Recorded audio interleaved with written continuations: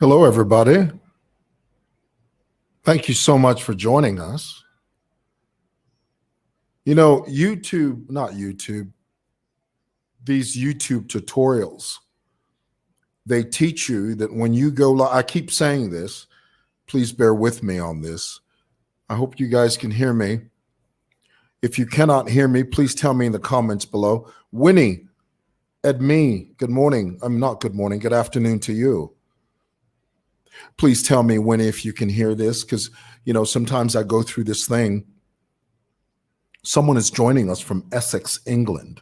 Can you believe that? Hey, Richard. Sikatana. Hi there. Any relation to the late Minister of Agriculture, Mr. Sikatana? Hello, Richard. Hello, Winnie. Bless you. Thank you so much. My special guest today is Yvonne Mwale. Loud and clear, you say. Wonderful. Hans. Hachipuka. Hans Hachipuka. Mimi. Hello, Mimi. Esther, we can hear you. Bless you. Thank you so much. My special guest today is the artist Yvonne Mwale, based in Deutschland. And wow, is that right? Mr. Sikatana was your father.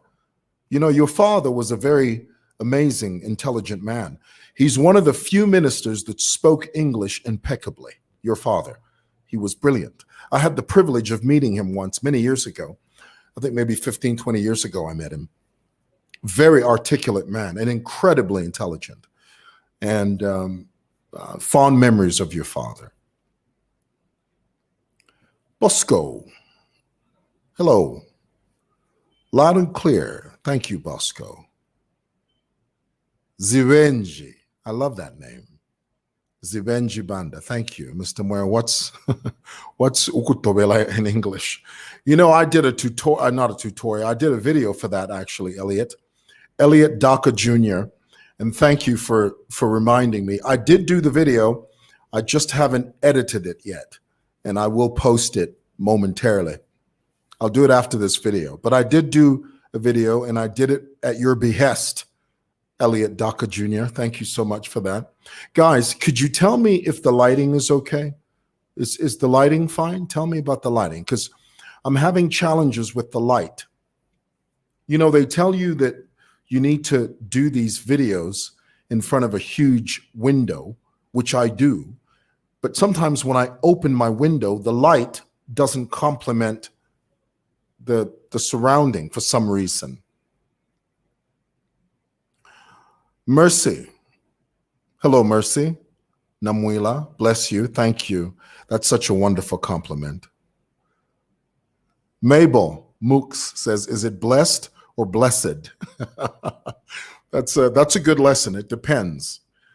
It depends. But those two words can be used interchangeably. All right. I'm waiting for my guest to join us here on StreamYard.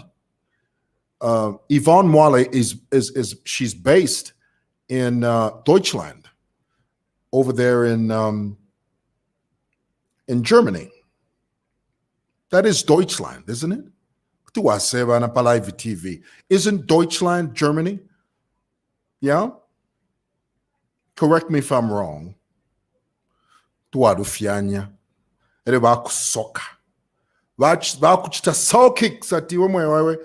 don't know what you're talking about. My understanding is that Deutschland is Germany. Is that correct or no? Tell me in the comments. Yes, Jonathan Sikombe. I do have that. I have that. I have all that. But for some reason, the lighting just doesn't compliment me.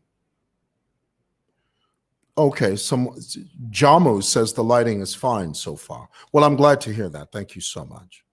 Bless you. Violet Peary, bless you. Thank you. I'm trying to, this is my wife calling me. Hi, dear. I'm on live TV. Can I call you back? All right. Is everything okay?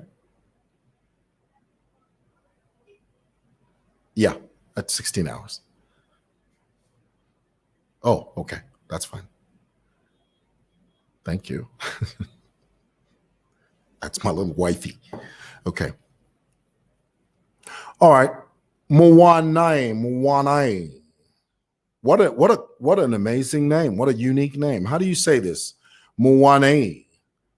Mumonaniliu. Yes, correct. Deutschland is Germany. Thank you for confirming that.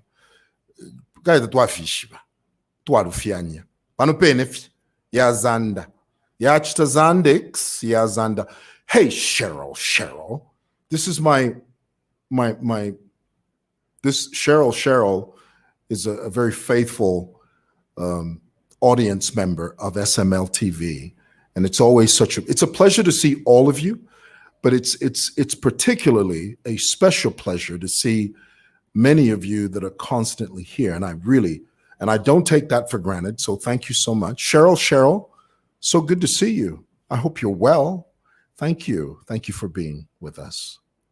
Again, I'm waiting for my guest. She's in Deutschland, and she's going to join me any moment now. Hey, Cheryl. And we're using StreamYard. And let me take a moment here and talk about StreamYard, the streaming service I use. I've been using it now for a friend of mine, actually, from the United Kingdom, introduced me to StreamYard. I'd never heard of StreamYard. And StreamYard is a streaming service. This is what I'm using now. Now, the free version has the logo up here in the corner. The free version has that. And then they have a version that you can buy, you can purchase. And I think it has 2 or 3 tiers. There's the free version, then I think there's $29 or something per month. And then there's the higher tier, which is, I think it's $39. So you pay for the year, and I think it came to about $300 or $400, I think. Don't quote me on that. Because the thing with Facebook is that the moment you make a mistake, somebody out there will say to you, no, Mwewa, that's incorrect. You are giving people false information.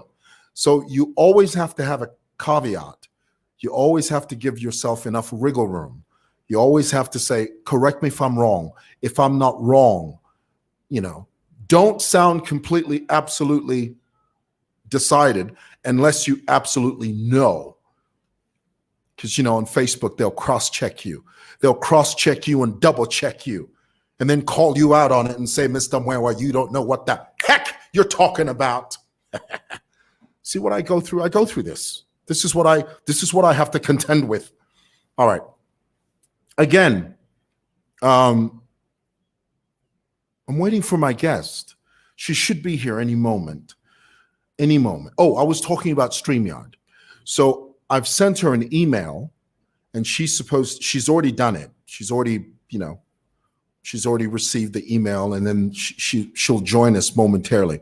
StreamYard is brilliant. It's one of those streaming services that you can stream your video simultaneously on Facebook, YouTube, and LinkedIn. LinkedIn? When LinkedIn first came on the scene, I used to call it LinkedIn. We didn't know what I couldn't pronounce LinkedIn. It looked like LinkedIn. It was very difficult to say because we didn't know what the guy was trying to say. I mean, we could see the words, but it didn't make sense until somebody actually said it. LinkedIn. It was LinkedIn. Cosa sometimes. All right, anyway. Bernard Chuwila. You're looking good with your makeup. I'm not kidding you. This is how you know someone follows you. The other day, I know Bernard, which is fine. You can say, you're fine to say Bernard. Okay, I say Bernard. Bernard is talking about the other day, I bought this makeup. I bought this from MAC, the MAC store over there at the, I think it was Manda Hill. I think it was, yes. And there's a lovely lady in there that I walked in and I said to her, I said, look, I'm a vlogger. Because when I walked in, she initially thought I was buying this for my wife. I said, no, I'm buying this for myself because I do videos. And I saw a YouTube tutorial that told me that I had to invest in makeup.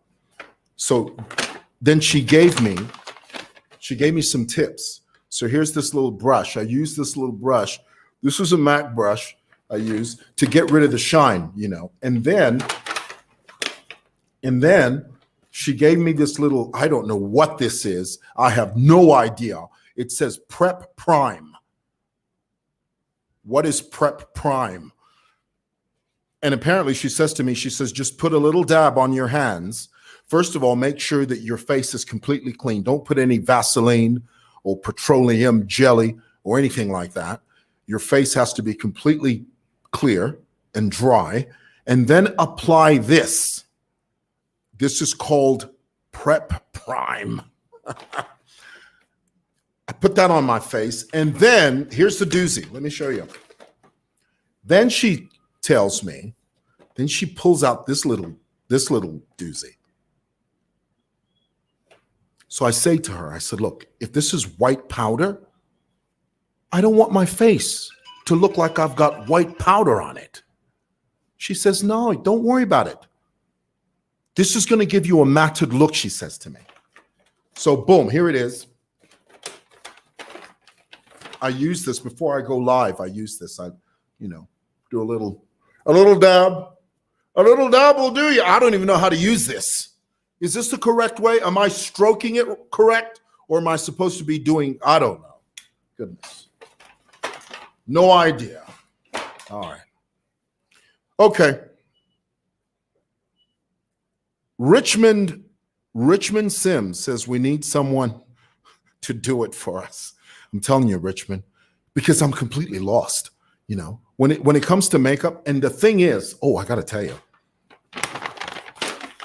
this, let me be honest with you. So I walk into the store. I don't know how much these things cost. I have no idea. So I'm thinking in my mind, okay, she says to me, you need these 3 items. I said, okay, fine. Ring it up. Not knowing that she was going to give me a bill. I wasn't prepared for the bill. In my mind, I was thinking, okay, these are 3 little items. This phone will not stop ringing. These are 3 little items. They may cost me maybe 300-400 kwacha.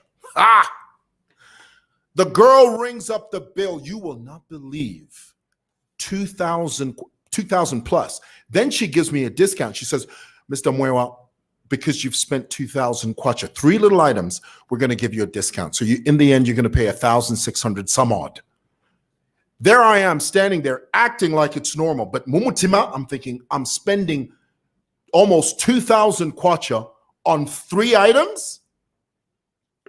Mac isn't cheap, y'all. So when these wives of ours tell us that makeup is expensive, believe them, because it's not cheap. I can tell you right now. Okay, I think my guest is here. Okay, let's see. Hey! Hello, hi. Can you hear me?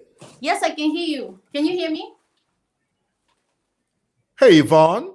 Hi, how are you? Can you hear me, Yvonne? Yes, I can get you. Can you hear me? All right, let me just turn this up. Are you able to hear me? Yeah. Oh, fantastic. Can you hear me? I can hear you. Okay, cool. Now, I need to ask the Facebook people. Facebook, in fact, Cheryl, Cheryl says you need to do stand-up. Cheryl, tell me, are you able to hear both Yvonne and myself? Tell me in the comments below, because sometimes the sound thing always messes me up. Okay. Yvonne, it's such a wonderful pleasure to see you. It's really nice that you have me now. It finally worked. Though Yes. I had to rush a little bit, but yes. Yeah. But it's nice that I'm here, and it's Fantastic. nice to meet you. Yeah. Oh, it's wonderful to meet you. Thank you so much. I just want to get a confirmation before we continue. Cheryl says we can hear both of you. Fantastic. Now we can let me just change the format here. There we go. Let me put it. Let me sort of change the for. Everything is clear. Yvonne Mwale. First of all, Yvonne, I must tell you, some people thought that or think that you are the daughter of Anna Mwale. Is that correct or no? No, it's not. So you are not Anna Mwale's daughter? No, I'm not. Of course, I look up to her. Also, she's like my mom. And also, she's been my mentor, but I'm not her daughter, And of course, also, I worked with the Mwale sisters before. They're all like my mothers. Not just because we're sharing the same name, of course, it doesn't mean that I'm like directly related to them, but I'm just also a different kind of a Mwale. I From a understand that. different family. Yes. Mhm. Yeah. Mm-hmm. Yvonne, let's go all the way back to the beginning. You were born here in Zambia. You grew up in Chipata. Right. Yeah. Tell me about those years. Were those fun years for you? Yeah, it was really fun since Chipata is a place that it's known to have more mountains, and we love to embrace our culture. I'm saying by tribe. And growing up in Chipata was something very exciting because Chipatan people, there seem to be too much, I would say, too much cultural, They always embrace their culture, and the way we do also things there, it's kind of differently there. It's more tradition and more, there's nothing like, I would give it as an example. Most Chipatian people, they can't, they always love to speak their language. It's not always about speaking English, but it's always in Senga, Muritiani, Anga weo, Kuyakuni, things like that. Waruta weo, waruta Maruta, kuti. Werani, Nipen going to mines, not to midis, things like that. So it's one of those towns that it's just, I know it's small, but it's also nice. But we have nice mountains there. We have good people. The food, it's really also nice. And the people themselves, of course, they're really good. So for me, it was really good growing up in Chipata. I'm a Chipatian queen. Not queen, but Chipatan girl, I would say. Right. You're a Chipata native. Exactly. Yes. There you go. Yeah. So now tell me, Yvonne, your father, you come from a family where your father was a politician and your mother was a musician. Growing up in that combination of a father being a politician and your mom was an active musician, what was your home like in that environment?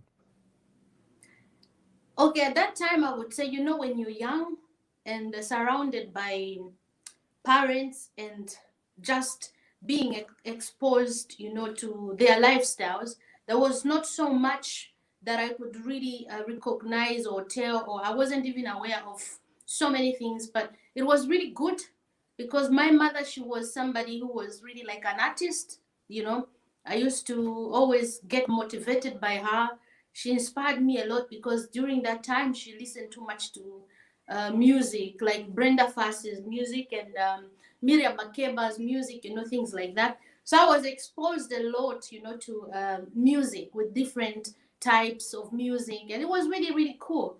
And also, of course, when it comes to my father, may so rest in peace. They're both late, and the thing is, it was a calm and kind and humble man at the same time. He was, of course, into politics, but at the same time, he was there for us as our father, though later on we discovered that he wasn't even our biological father. And our biological father is from Congo, So we just had to live as normal people, as a happy family. He was always there, taking us to school, providing everything. He never really treated us like we are his step, children, but he was always there, just accepting us and just giving us the love and the support. And of course, also he could see that we were people who were so much having a lot of ideas, interest, and hobbies. They could really concentrate on our talents, like, okay, our kids, this is what they really love to do. So in me, they found something more interesting because I always loved to sing. From the age of 6, I used to sing in church, in choirs. I used to sing in front of people from church, at the age of 6. So they could see that this girl, she can become somebody in the future. So we would try also maybe just to support her especially from my mom. My mom was always giving me this support because my mom comes Mm. from the Masia band. She used to be a dancer, by the way, you know, my mother. So she had Okay. music. So we have music in the family, you know. So it was Interesting. really So good. now, Yeah. you mentioned your father passing, and of Yeah. course, as you say, both your parents are late.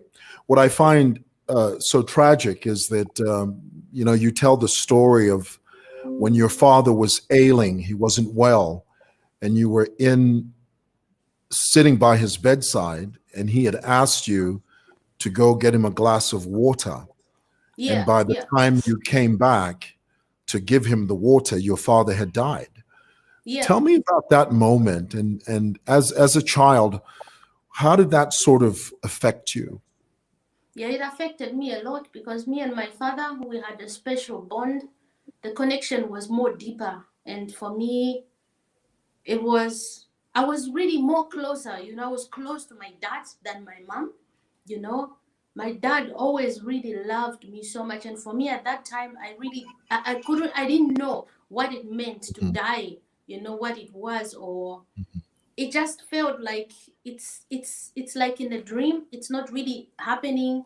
And at the same time, you just kind of like feel this feeling in you where you feel like, okay, I'm young, but I might not understand what is really going on, but I have an idea. I see my father is in pain, and I would really love to continue the, you know, the conversation that we had. But for me, I just took it as maybe at that very moment he really needed to rest. So that's why he asked me to go get some water for him and then bring it to him. So I just thought maybe it's a good sign that he's trying maybe to regain some strength and trying to recover and so forth. But I couldn't understand what was going on, you know. So by the time I came back and I thought, you know, we could talk, he held my hands, you know, telling me things, you know, like, you're my daughter, you just have to be strong and just remember always, I love you no matter what.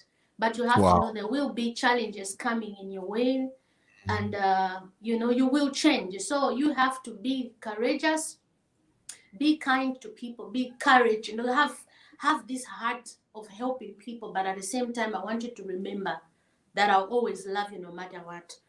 And then That's so after those powerful. words he told me, go get some water, just remember that I love you, go get some water for me. I drink and then I try to rest. By the time I'm That's, coming back, I just found him and he was holding a Bible, you know. He just held his Bible just close to his chest, there on his chest. And then I was in shock because he was just lying there and the eyes were closed. Me, I thought maybe he's sleeping, but mm, I stood there like I just froze, but at the same time, I don't know. But my body felt something. You know, there's a certain energy that you feel, even if you're mm, young, because I was 12 at that time. I mm. just started shaking, you know. I shaked and I started screaming, shivering, and I cried for a call. I cried for help. Mom, mom, come and see. Dad is resting and I don't know what is going on here, you know. And then my mom, immediately she knew. Mm. I just dropped the glass of water. I could just see it slipping away from my hands, and then she asked me to just step out for a moment, you know, and then I could just hear. The next thing I could hear was a scream, loud.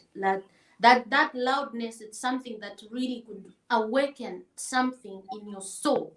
It went direct into my heart. I could feel the pain from the voice, that sound from my mom, and that stayed. It, you know, it stays with you forever in your head and also in your heart. You feel like, okay, my mom is in pain. And I knew that moment, I knew that my dad is gone. It's not Mm. good to experience something like that as a child. It's something that you'll be able to live with for the rest of your life. But at the Mm. same time, I try to use this to build me up, and also facing most of the challenges. I chose to always keep this in my mind, whatever I'm going through. Even the years later when I became homeless for 6 years, I was on the Mm. street suffering. I'm just this young But girl at Yvonne, 12, you know? Yvonne, what I want to do is I just want to go through. I want to comb through it so that Yeah, we're all on the same page. Because yeah, after your father passed away, you went through something that lots of people go through, which is exactly. the relatives of your father came and they possessed everything that belonged to your dad. And Yeah, then the other sad part of the story is that it was only after your father passed away that you learned that your father was not actually your biological father, that he Yeah, was indeed your stepfather. exactly. How, my question is, I wonder, how did that make you feel? Did you feel a sense of betrayal, or did you feel a sense of relief in terms of, even though he was my stepfather, he cared for me like I was his own child?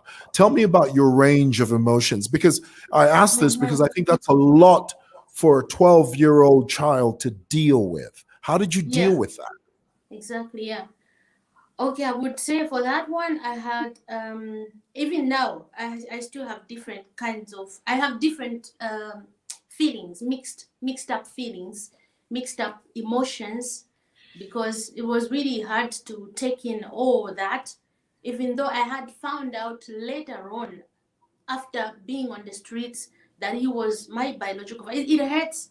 There's still that pain, and of course I feel betrayed somehow, because it's still up to date that I'm trying now also to investigate more, like digging up the past, what was there. Now I have a lot of even question marks, like what about my mom? Was she really my mom? Even, I started having this kind of doubts. And the truth is that, of course, everybody want to get their true answers about whom they are, their true Yes. identities, where they're coming from, and Yeah. their roots and so forth. So as a child, really, it affected me. Even now, of course, now I'm not a child, I'm 30, but it still affects me, and I feel this pain. But at the same time, I feel good that I had even gotten to meet the man who claimed also to be my father. That time also my father had started looking for me, you know. I So just your feel peace biological now. father, so Yeah, you eventually met your biological father. exactly. Yes. Now, do you have a relationship with him still? Do you still meet? Do you communicate with him? Yeah, since now I would say 8 years now, we're still communicating. We met some years ago. Actually, it was in 2011. 11. That's when I moved. I had moved to Tanzania because I had to go to That's it is even the reason why I had to move to Tanzania in the first place. Because, and the way he found me, just to tell you clear, he found me through Uncle Jones Kabanga. Is one of the band leader, the member of Bishop. Bishop is one of the popular bands in Zambia. They're playing cover songs and Lots of all people that. know B Sharp. Yeah, yeah, Yes. yeah. Kabanga Yeah. Jones. So at that time, Kabanga Jones also is a person who took me in, and yeah, he opened up the doors, for me to come in, and he treated me like a daughter, and I looked up to him, and of course also he's the one who really trained me to become fully, like full time, a full musician, and giving me this wonderful professional experience to be on stage, how to hold the mic, how to just sing, be confident, and so forth. This time they did cover songs. So now, because I was coming from Chipata, after living on the streets, most people, they knew my story. So in most places they knew me from were places like bars. We used to be at Brown Frog. I don't know whether you remember Brown Frog. There was a place called, is it the same, which is Peacock? We could be in different places, O'Hagan's. We were there at North Mead, in different parties and With the band, weddings with B Sharp, with singing and Bishop. Yeah, yeah, yeah. performing with B Sharp. Yeah. Yeah, yeah, yeah. And that was after when he took me in. And then, of course, we had like journalists, the way they used to come, and always the way they were always asking questions. Who is this young girl? Because now I look different, because I used to be too skinny, very small. Who is this young girl? She's so young, but she sings really good. In other words, they were always asking questions. So whenever we're performing, you find people coming from the media, the newspaper, and they started writing everything. And then they had to ask me about my story, and then I had to tell the truth about my story. And there was a one time when my story was out from the Daily Mail, it was on public, my story, and then they had to take a picture of me carrying my child, because I had my child when I was 16. So it's actually a long, long, touching story. But Yeah, and what I yeah, want to get to, and I want to get to points of it, yeah, Yvonne. I know you've got so much to say and so much to yeah, yeah, yeah, tell, but yeah, I also want us to talk about, because a short time after your father died, yeah, your mother also passed away about 2 or 3 months after your father passed. Exactly. Yes. Yeah. Now, my question is, so here it is, you're 12, 13 years old, you've just lost your father, and then you find out later that this is actually your stepfather. Then the relatives of your stepfather come in like a hurricane and take away all of your father's possessions. And then 2, 3 months down the road, your mother dies. What happened to you after that? What happened to me after that was that my uncle, one of my father's relative, not even a direct brother, but a cousin, yeah, he decided to be the administrator, something like that. And then he was like, I'll take fully responsibility, to care for the children, and also therefore so that all the money, the money that we have to inherit has to go through him, so that he could actually give us a better education. And of Did course, he as a do that? child, he took us in. Before he took us in, we stayed with him for like 1 year. I was still 12. Just for a year, for about a year. It was like living in hell. To be honest with you, they took everything, including the furniture, even the clothes. This is really crazy because they had to take even clothes from, dead people. It's really crazy what other people could do. So they inherited everything, properties and No, all no, these they, things. they, they didn't inherit anything. They stole it from you. They stole it. Yeah, they stole They it from didn't us. inherit anything. And then it started. Therefore, now the nightmares started when they took us in instead of taking us to school. I was just so young, They suddenly my uncle's life situation financially, they started becoming okay. Few months, you could see your uncle. They're even now becoming pastors. They're even building churches. He even became a pastor, by the way. They're becoming really okay. They are building somewhere, their life situation, Using started changing. using using your Mhm. father's wealth, Exactly. using Yes. your father's money. Exactly. And they had also children, they had, okay, my uncle and auntie, they had one daughter. And then my auntie had a sister also whom they were keeping also at that time. So we used to be like a family. And also my brother was with Mhm. us this time. My brother is like 4 or 5 years older than me. And we were just the two of us. But before, so we had lost also our sister, our elder sister. This is why we didn't have anywhere to go and anybody to look after us. So they took everything. And then after everything was gone, and then, started getting abused, starved. They're eating right in front of us. To be honest with you, they could sometimes even cook Nshima, cook with some nice stew sauce, don't know, chicken, whatever. They could eat in front of you. You're chewing, eating chicken or meat. They're giving you water. Have you ever tasted water with salt? Giving you a plate with water and put some salt, add some salt. And then they're even using a finger, not a spoon. And then they stir it like that. They ask you to eat. Eat. And then at 04, they have to wake you up. You have to start cleaning the house. You go to school without breakfast. I question myself a lot. I'm like, what is going on here? I used to cry a lot. There were many times where when I tried to take my life, really, because every night was like a nightmare. Every night I have to dream about my mom. And I had so many questions. I had no idea what is going on. I'm going to school hungry. You could see I was so small. I became skinny. I wasn't eating. And most of the people who witnessed this, like neighbors, the way those people really care. There are good, kind people out there. They could notice these things.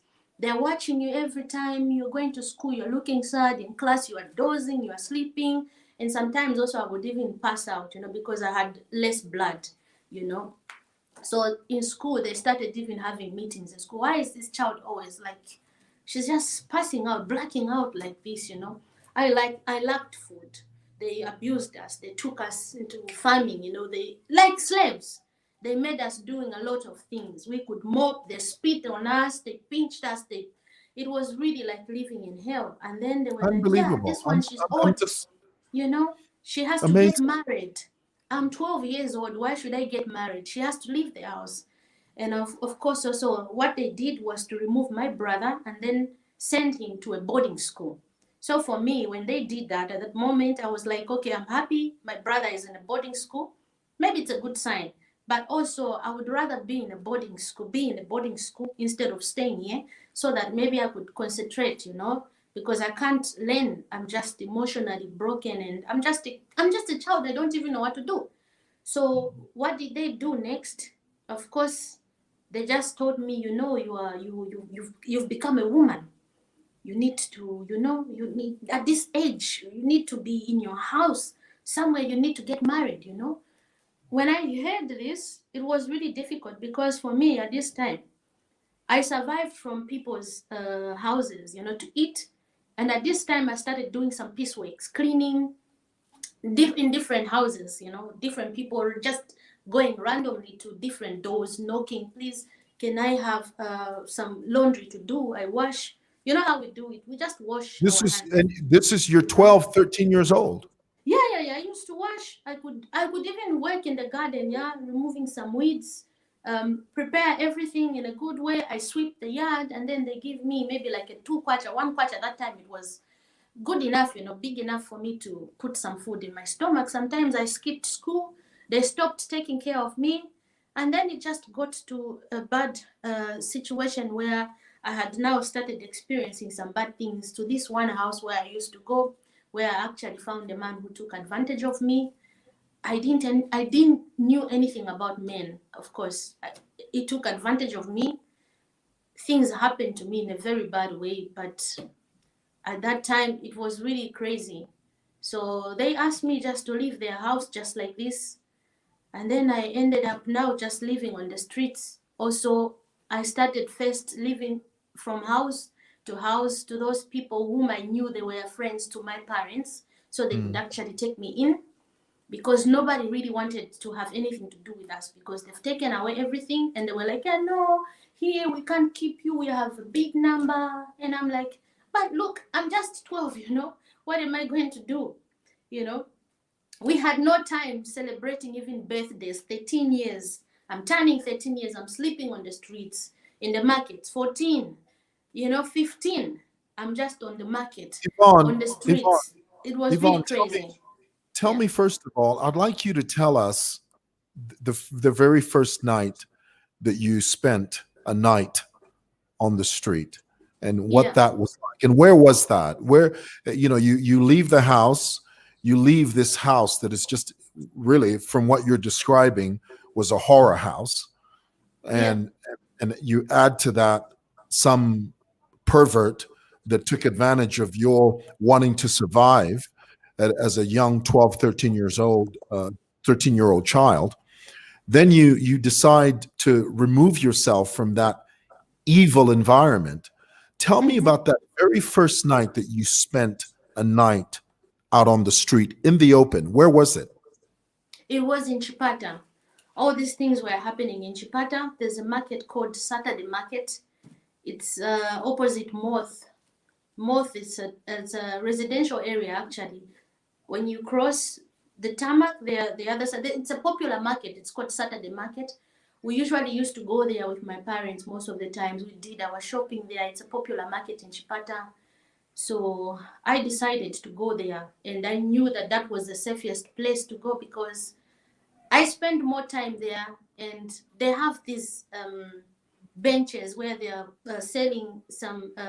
They have these stands, where they're putting tomatoes and vegetables and so forth.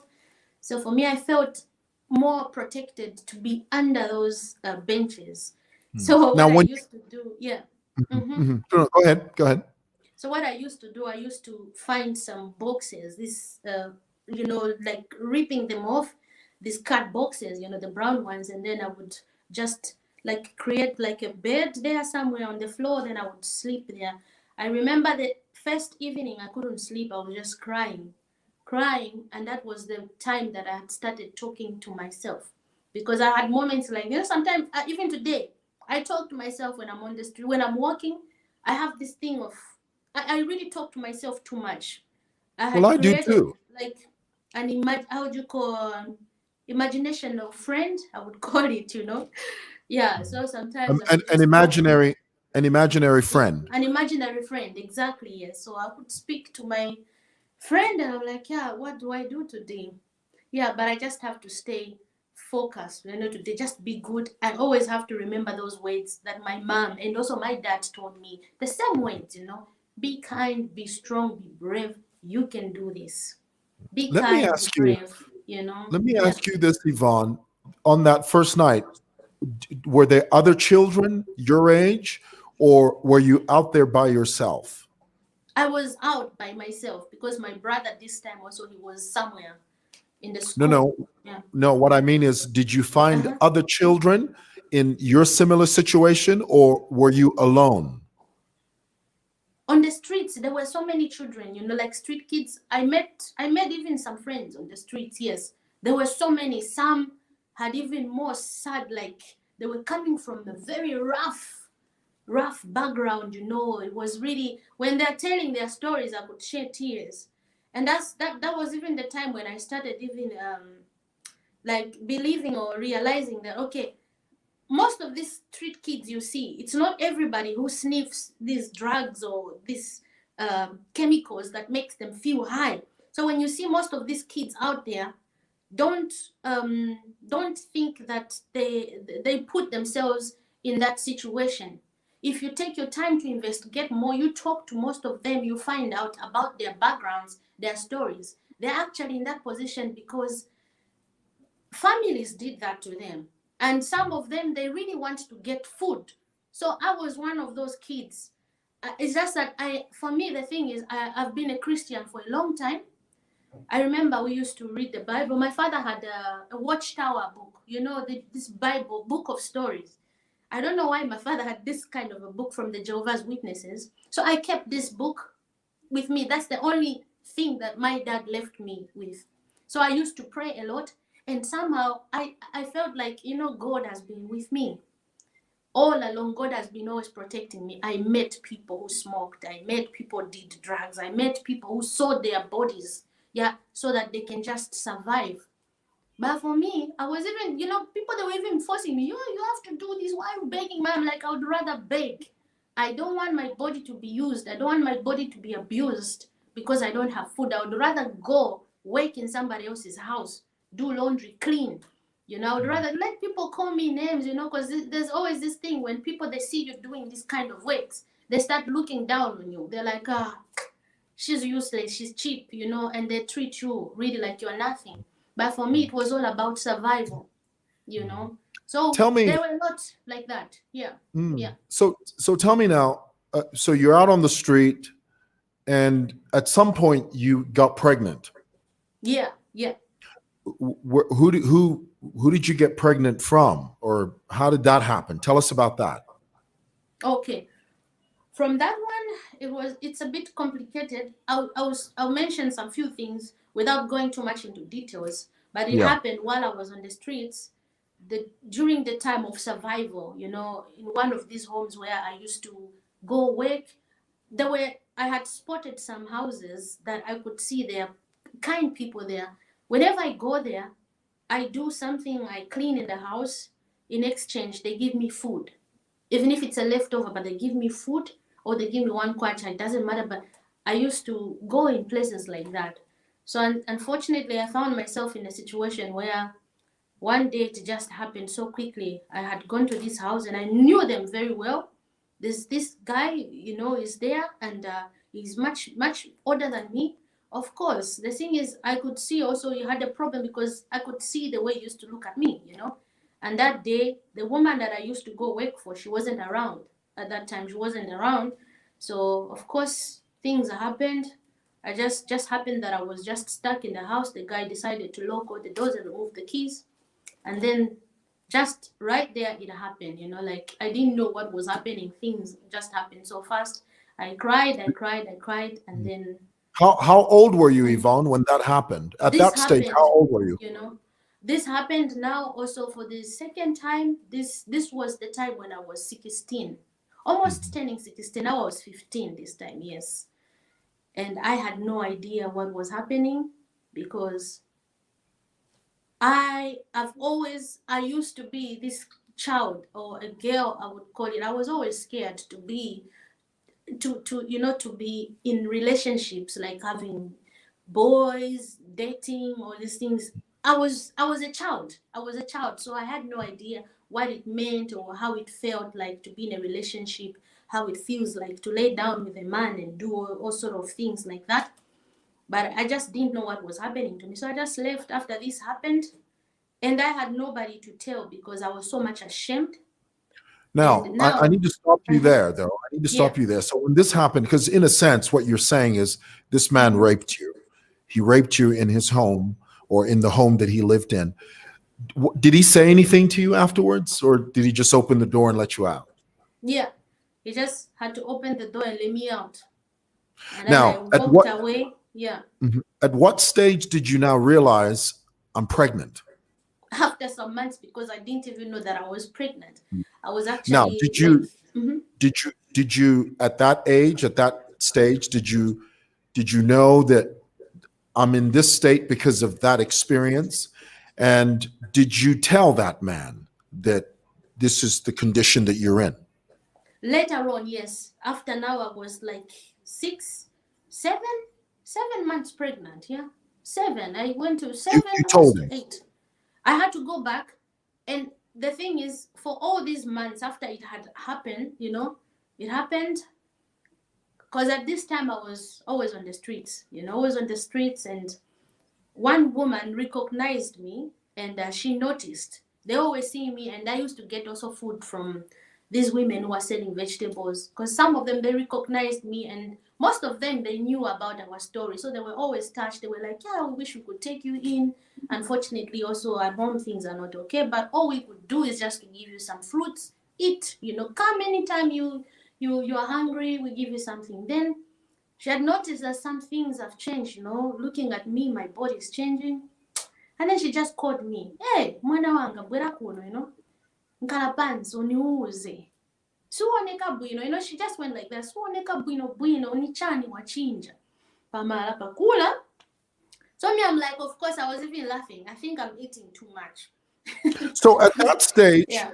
Mhm. Yvonne, you're saying at that Yeah. stage, you had no idea that you were I had pregnant. no idea. I actually thought Wow. that I was even sick because I had some symptoms. But the thing is, I didn't know. I don't know how it feels like to be Well, you pregnant. were 15 years old. You had I no don't idea. know. So I noticed, yeah, of course, I could also see that my clothes are becoming small and so tight. I'm becoming so big.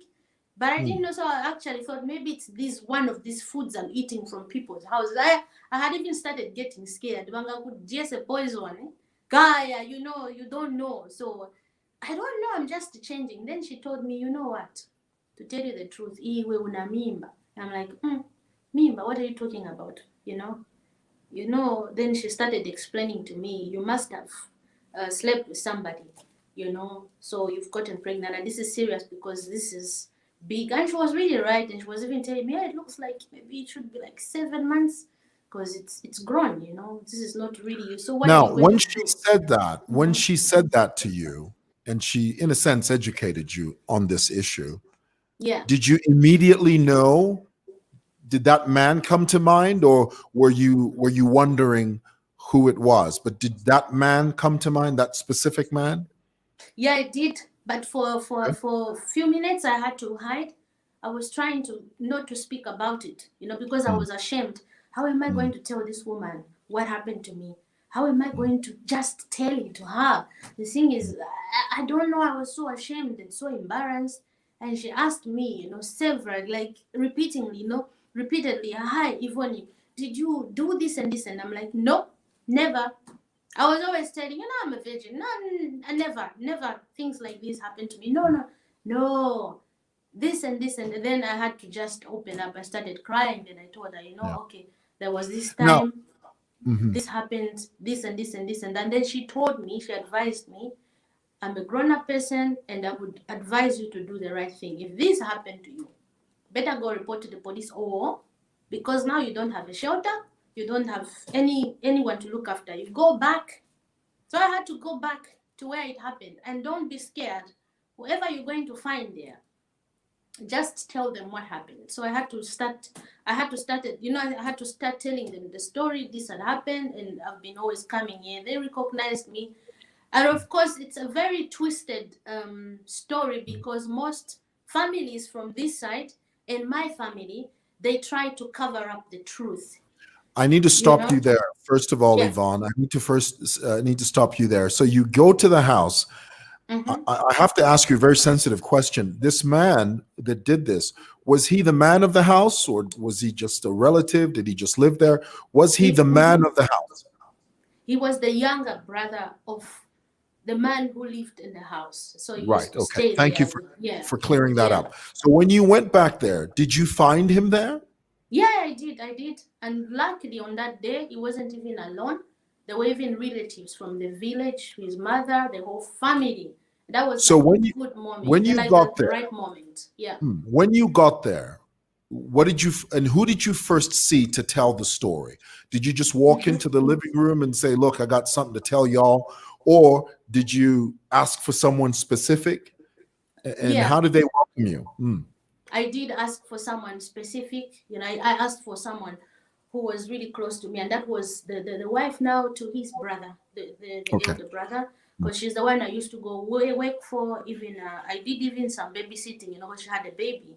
So I had to ask for her, and then we had to speak privately. And I told her, I want to talk to you. This and this and this happened to me. So this is why I'm here. The thing is, I've got nowhere to go. I've got no one to look Now, after me. Yeah. tell me about her response when you told her. Did she believe you, or Mhm. how did she respond? Also, she was a bit nervous because her relationship, to be honest with you, she had a very complicated marriage. And I think it's just this, uh, it's in the family somehow. I would say most men from this family, they are more abusive. And I just told her, and she was scared, but she just told me, no, you've done well to come.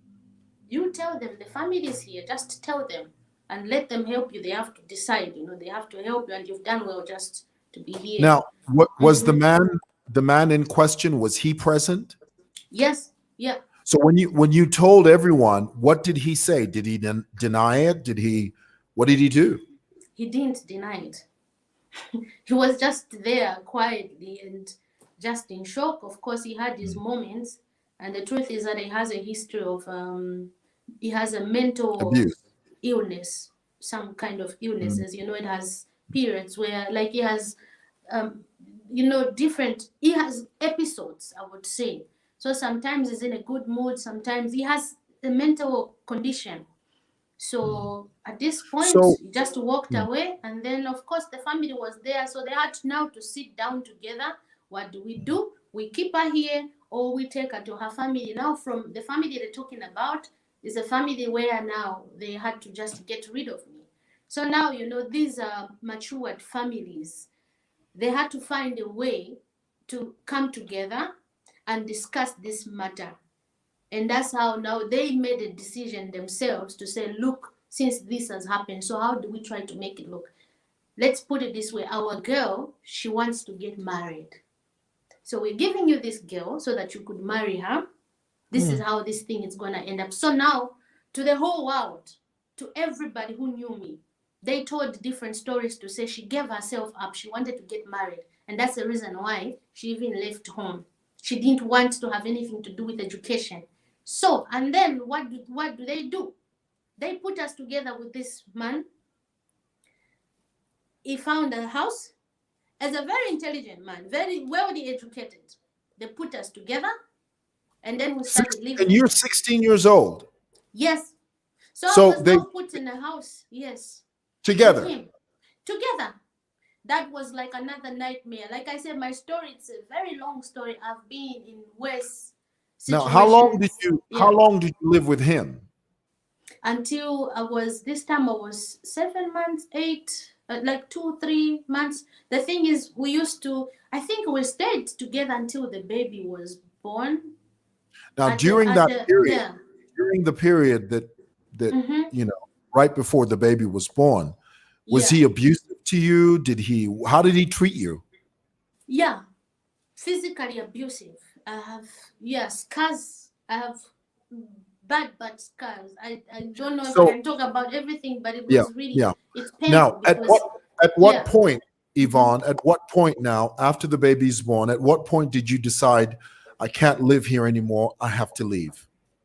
It was the time when he had to beat me up for the second time when I blacked out because I had black eyes, scars, and people. Oh, every time, whenever he does something like this, he has to disappear. So neighbors, they could notice these things, and they warned me several times. You have to call police. Hey, we're gonna call police on this guy.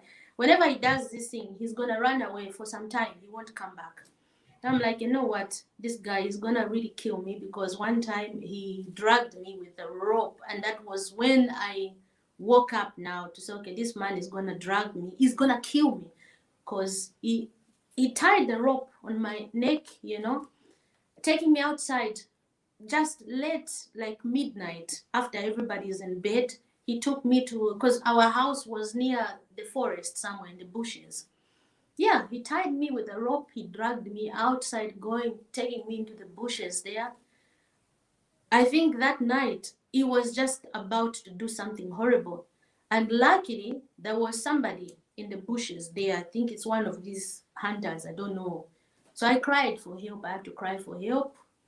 And then he had to let me go. I wanted to hang me on the tree. That day I just thought, you know what, I'm leaving in the morning, and now my baby's getting big.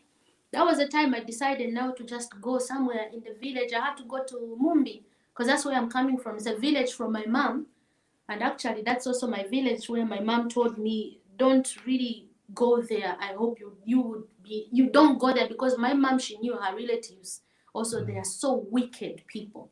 She never really took us that side, but I had no any other option. I just had to go there. So I gave birth in Petauke Mumbi village. Now wait My a minute. child was born from Let's there. go back a Mhm. bit, Yvonne. So he drags you to the forest. You cry for help. He lets you go. Then you run off? Did you run back to the house, or where did you run to? I had to go back to the house because I knew every time whenever he does something like this, it's not going back to the house. He runs away. He goes. I don't know. He won't be back. Yeah, yeah, yeah. So I just had to So go at back to what the house. hmm. Yeah, So at yeah. what point now did you decide, if I stay here, this man is going to kill me? Let me Hmm. leave. How soon after that incident did you leave? Just right in the morning. Right in the morning, I woke up around 6. I started making plans. Whom should I ask? I started asking my neighbors if they can just contribute something for me as just the transport so that I could just get to Petaoke. So people, they helped me. Yeah, they donated some money, and then I just had to go to the station, to the bus station there. I jumped on the bus. That's how I started my journey to Petaoke, to Mumbi. Now, Yes. what Mhm. when you got to Petaoke after you gave birth to your child, was there any time that this man came looking for you in Petaoke? After the child was born, yes, he did. He came to He came Petauke looking for after, you. yes. He came, yeah, yeah, yeah. And Now, not, when he came, yeah. what Hmm. did he come to ask you? Yeah, for me to come back. Because now the child is there and he was asking if I could come back there. Then I went, no, no, no, no. The thing is that the people in the village also, they tried to sue him. He came there, he spent one night there. They were so kind to him, they were so kind to him. They even gave him a room to sleep. He came there, the baby was born, and the next day also they had plans to take him to court there because they knew what Yes. he was doing. But I Yeah. think somehow he found out around 04 o'clock already was out. He ran And away. he left. He left, yes. So Yeah. I'd Good stayed riddance. already. Yeah, yeah, he left. Yeah. Yeah, So now, so. Yvonne, so you're 16, 17 years old. You have a baby. You're in Petaoke. Tell us now, fast forward to this musical career that you have. At what Mhm. stage did that begin to fall into place for you? Mm-hmm. So, okay, after I had given birth, I also, after some time, maybe 2, 3, 4 months, I decided to leave the village because also my life there became complicated. That's also another story. That's I've been another story. abused. That's another story. I've been abused also in the village. People were not so kind to me, especially my family. So I had to run away actually also from the village with my child. I To had where? found Where did you myself run to? back to Chpata. And to Chpata there, I had these ideas of taking my child back to the same man. Since I don't have money, I don't work. But also when I had gotten there, I had found this man with a woman. So I Another couldn't, woman. yeah, with another woman. So I'm like, okay, at this point now, what should I do? That's when now I'd started now my life on the streets. That has With become the my baby. home. With a With the baby. baby. With a baby. I started living on the streets again with my baby, the same usual life, sleeping under the bridge, some on the drainages, on people's yards, outside the fence there, wherever it looks a bit secured, for me, I would make a shelter there. I could find food in the trash. That's how I survived with a baby. So for some time I've been there just on the streets, and then I had just gotten tired and I'm like, I've been listening too much on the radio about Romacide. That was the first thing. Romacide, songs playing the way when I exile, when I'm over playing. And I used to be a bigger fan of Danny and Exile and all these, musicians. They were there before they were happening, the most happening musicians back in those days. So I'm like, every time I'm hearing Romacide, I'm like, I'm a little bit crazy, but you know what I could do? Since I love to sing, I don't have education with me. What should I do? I'm gonna go to Lusaka, since I know Romacide is in Lusaka. I'm going to find my way to Lusaka, and I'm going to search the whole Lusaka. I want to find Romacide. I swear that's what I did. If the So you Romacide get on family, they could tell you the story. I found them. It was really funny because I found the Romacide. I lived in. I found myself in areas in Lusaka. I found myself in places I didn't even know. I slept in the ghetto. I slept outside. I've walked on Cairo roads, walking, because I used to walk long distances with a child as a street kid. with the baby. With the baby, yes. I walked from Charleston to where I used to walk from Mutendere to Ngombe. I could walk the whole day until it gets dark, until I find a shelter somewhere where I could just lie down. And it was So really crazy. tell me, Yeah. you finally get to Romacide. Mm-hmm. How did you, what were you doing? Were you asking people on the street? Were you asking people for Yes. directions? How did you do it? Yeah. I was asking people on the streets. Whomever I So find on finally, the street, I would just go like, do you know where Roma is? Where is Romacide? I want to go to Romacide studio. So I'm looking for a place called Roma. So they would direct me. Some people would even give, there are people who are so bad in giving directions, yeah. Ai, uende chapesu kuchaikona paja kapena uende kanikumbeva Adela kapena takuishi, nikuraiti. adetifye yo ule afe straight. That's Uh-huh. kabiyo no, but you see now I want to start speaking Bem. Kabiyo kuendere kuyaka tuishi ukonga wachaka kona palya walazanga futi na kakona, and then we fefiria fine kabiye straight. Eyo straight ye wakamba. I found myself somewhere else. And then I meet another person, and this person is like, hey, my friend, where are you going with the child? And whose child is this? Go back. And believe me, I used to be strong. I could walk for hours. That's how I found myself now. Kuroma side. I found this. So you finally, Uh-huh. now Yvonne, I need you to describe this. So Mhm. after all of that confusion of people giving you wrong Yeah. directions, you finally get to Romacide. Yes. Was there a sign at the gate or at the entrance that said Romacide? And could you read? Were you able to read? At this time, there was no sign, but just somebody pointed, just within the area, like around the corner, not far from the house. Luckily, I found a guy. I had to ask him, which one is Romacide here? I'm looking for a Romacide studio. Then he told me, yeah, it's just there, that house. I think this time they had the fence. It was a wall fence, but with a gate. It was, I think, painted in maroon or something, if I'm not mistaken. Yeah. Then he told me it's just right there. And I'm like, okay. I'm going there. Then I started knocking. And now knocking, I have to pick up a stone. A tiny stone. Gong. Knocking. And I'm like, oh my God, I hope they don't have dogs here. But I just have to knock. When you're in a situation like that, you know that you don't have this fear. Yeah. You're not even ashamed because I'm used. I've been begging. I've been on the streets. I talk to people, to different people. I ask them, can I carry your stuff so that you can give me your change? Yeah, give me your change, I'm on the streets, so it's okay. For me, I just put some food in the stomach. I put food on my child's stomach. I could eat sometimes once in a week just so that I can just save some food for my child. We became skinny. My child had developed the sickness, Bilharzia. I don't know if I'm pronouncing it right. Bilharzia, yes. Malnutrition. Mhm. Yes, because lack of food, and I could see my child really, and I could just see the head becoming big, and the body it's swelling, everywhere, and it was really difficult. So anyway, I found Romacide there, and then they opened for me, and I think it was is it one of the brothers, Tike's younger brother, opened for me. Is it Tigan or something? Kigan, yeah. He opened for me and looked at me, yeah, and I'm like, muli bwanji now, muli bwanji ndine ifoni ine na bwera kuno ndiye pa Romacide pano. And then I just started to cry. I don't know, but my tears were really, because I just started crying.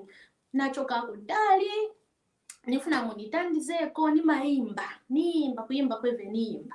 And then I remember I'd even done something, singing, because I used to love to sing a cappella. And always, whenever I'm singing, I wouldn't just sing about any melodies that it's common, or I used to introduce myself singing. I would just go like, Ndine Yvonne, nachokela kuchipata, ndifuna munitandize, ndine mwana wa masie. I'll just start singing like that. Oh, that's beautiful. I would just introduce myself like that. Then he was like, okay, come in, and he was like, yeah, come. They were so kind, to be honest with you. They opened the doors for me, and then that was actually the same day that I had met mom, the late mom, Tike's mother. Those people, they're like my family. Honestly, they kept me there for some time. I stayed there with them. I had to sit down there. I told my story, and this mother, she was touched, and they just opened the doors, for me. And they told me, no, you'll be staying here for now. You don't have to walk back all the way, because I don't know. For me, that time, I know I had arrived somewhere in Tendere there. I had met some few people whom I knew, but they're not also my relatives, but they're just friends. So at this point, I felt like now I'm being given a chance, so I should take this opportunity. So what I can do, what do I do best? Let me start cleaning. I clean, work, wash, do some laundry for the guys.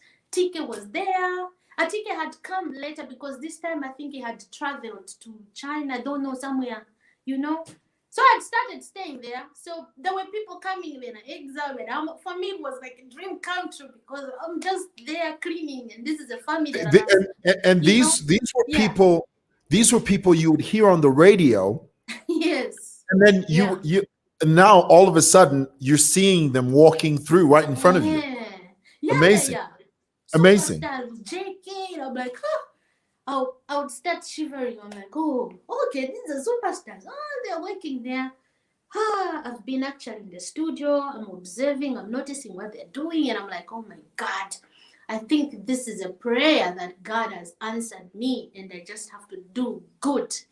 And I know I've been really well disciplined, because I can work. I'm not this lazy person who goes to people's houses and just sleeping and waiting for the owners to wake me up and ask me to do some contributions and cleaning. I'm always waking up before anybody, because that's what my mother taught me. We come from a very rich family. Our family was rich. Everybody knew. But we had something that I always appreciate and respect my parents for. Whether we had cleaners, we had garden boys, we had watchmen, outside. But you would wake up 6 o'clock, start washing some dishes, prepare food. We're making breakfast for our parents. Before anybody wakes up, everything has to be clean. And these people, mom, the late mom, also Tike's mom, they notice these things, and of course they appreciate it, and like, oh wow, this girl, you know. I'm working, I'm smiling and cleaning at the same time. You know, sometimes I used to cry with, you know, like tears of joy. It was really amazing, but you know, I was like, I know I'm not gonna stay here forever, but I'm just so grateful that for the first time in my life, I had people who could actually just accept me and decided just to bring me in their home, trusted me. Of course, I'm not a crook, I'm not a thief, but they've trusted me. They've given me a real home, a shelter. I'm sleeping on a mattress. I cried. There were moments where I had nightmares, where sometimes I'm forgetting I'm on a mattress and it feels like I'm outside. It started feeling a bit uncomfortable for me to lie on the mattress because I'm used to sleep on the floor. So I would leave the mattress, then I'm going under the bed. That's how bad it was. I would rather put my child, I put my child on the bed, then I go on the mattress.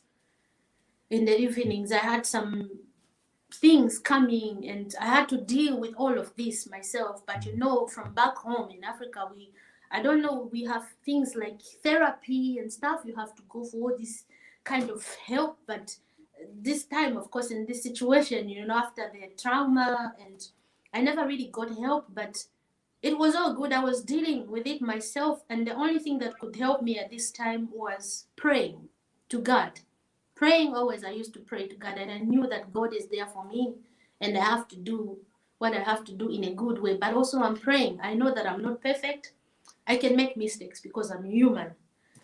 And I just want God to give me a proper guidance and to show me the way and use me as a vessel. I want to use my voice to teach people, you know, and I want to use my voice that people could see where I'm coming from. My voice is not just about for entertaining or dancing, but I want people to get encouraged and be inspired. So for me, this grew in me. I went like, you know, okay, quite okay. Education was taken away from me. Not that I didn't want to, it was taken away from me, but it doesn't mean that I have to give up. I have to use what I have, and that is my voice. And I can sing. I never used to speak English like this. Of course, I'm not perfect. I can't speak English really good. But But you speak over it the so time, well, Yvonne. You speak English so beautifully. yeah, I'm trying. Thank you for saying that. But I'm trying. I'm making hiccups, yeah? Oh, how would you say in Bemba? Katuishio fyo mwangu, But so let me ask you. Let me ask you about. So you were there. You did a Yeah. stint over there at Roma side. How did Mhm. you find yourself in Deutschland? Because right Yeah, that's now another story. you're You know, my you're story is like a talking, movie, also in series, yeah. you're talking to With us. different, yeah, You're yeah, talking to us. You're sitting in Germany right now. You are in yeah. Germany, and we're in Mm-hmm. Lusaka. This is a Yeah, young girl from Chipata who lived through hell, yeah, walked for miles to Romacide, was taken mm-hmm. in, Yeah, your child suffering from malnutrition, and then all of a sudden, fast forward yeah. today, you're in Deutschland. How did that happen? Mm-hmm. To make it short now, the June Papa season chani 4, 6, we go, we go somewhere far. From that, like 19 years later, 19 years later, I think I was 19 in 2009. That was no 2011. Now I have to jump a little bit. 2011, after I had found out about my dad. Okay, this was Just give now us a years moment. later. I Yes, think the connection. can you hear me?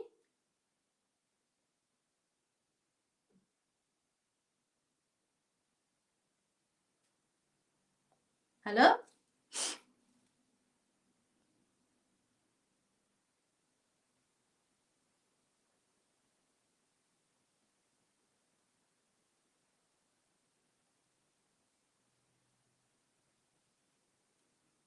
Hello.